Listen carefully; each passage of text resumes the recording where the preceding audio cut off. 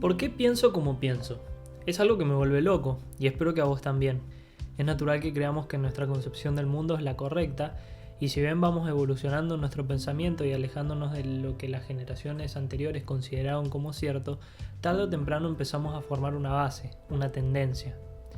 En política esto se hace más que evidente. Nuestra familia, la educación que recibimos, el país en el que estamos, son factores que determinan en mayor o menor medida las preferencias políticas que adoptamos. En este diccionario político hoy traigo el concepto de actitudes políticas para describir precisamente ese concepto. El de la actitud es un tema de estudio especialmente en la llamada psicología social. En términos muy generales, una actitud es descrita como una de las formas de organización de la personalidad, aquella que se refiere a la integración de creencias para colocar a un sujeto de una u otra forma frente a la realidad. Cuando queremos saber por qué otras personas piensan de cierta forma, consideramos generalmente dos factores: el sujeto, o sea, alguna persona en particular, por ejemplo ese profesor que no te cae bien, y la situación histórica que le toca vivir, por ejemplo, la aprobación o prohibición del aborto en tu país. Pero el concepto de actitud demuestra que la ecuación no está completa con esos dos elementos, sino que debe agregarse un tercer elemento, precisamente la actitud, que predispone al sujeto a juzgar la situación histórica de una manera determinada y, en consecuencia, actuar en ella. La ecuación se transforma, es decir, que entre la situación histórica y el sujeto se interpone la actitud como un lente que permite que el sujeto mire la situación histórica de una u otra manera y por ende actúe en ella de una u otra manera. La actitud solo se entiende si se parte de una concepción de los seres humanos como actores de lo social, enfrentados a la continua interacción con otros seres humanos y con la realidad global que les toca vivir. Pero la consideración de la actitud como un tercer elemento objetivo a tener en cuenta, además del sujeto y de la situación histórica, muestra que no es una simple apreciación interna del sujeto, sino que puede objetivarse, es decir, que es una constante que se extiende en el campo social y puede definirse y estudiarse como algo colectivo a pesar de manifestarse en el individuo. En materia política, las actitudes pueden pasar por varios ejes, como por ejemplo conservadurismo y progresismo, o derecha, centro e izquierda.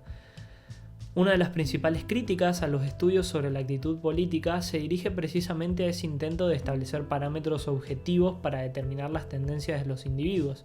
En otras palabras, hay personas que consideran que es mucho más difícil determinar las tendencias de los individuos, que no puede hacerse teniendo en cuenta factores tan generales. Veamos un poco cuáles son esos factores que reconocen. Primero, la familia. El grupo familiar, sobre todo mientras las personas son más jóvenes, influencia enormemente nuestras actitudes políticas. Y sí, puede ser que muchos consideren un insulto que les digan que tienen el mismo pensamiento político que sus padres, pero la evidencia suele poner al grupo familiar como uno de los factores más determinantes. Por otro lado está la educación. Esto puede afectar en muchos sentidos. Por ejemplo, hay estudios que muestran las similitudes en la actitud política entre personas que han terminado su educación universitaria. Otros se enfocan en la no participación política por falta de educación. Hay quienes destacan también la influencia de la edad en las actitudes políticas, ese conocimiento popular, esto de que nos vamos haciendo más conservadores a medida que envejecemos, y en efecto es común que ciertas generaciones tengan una actitud política similar que se ve reflejada sobre todo a la hora de la votación. Luego hay factores más polémicos, por ejemplo hay investigadores que afirman que la genética puede afectar hasta en un 40% nuestras creencias políticas. En un estudio se relacionó la orientación política con los procesos psicológicos para manejar el miedo. En fin, es difícil admitir que algo que consideramos tan personal como nuestras inclinaciones políticas puede estar determinado por factores que están fuera de nuestro control. Si bien es cierto que al generalizar se pierde la riqueza de cada individuo, ciertos factores se han mostrado muy efectivos en predecir la orientación política de las personas. Hay que seguir investigando, y mientras tanto creo que es importante entrar a la política con un poco más de humildad. Por más que creamos que racionalmente nuestra visión es la correcta, no sabemos hasta qué punto estamos condicionados y tampoco hasta qué punto lo están los otros. Bueno, espero haberte dejado con más preguntas que respuestas. Si te interesa la política, te recomiendo que te suscribas.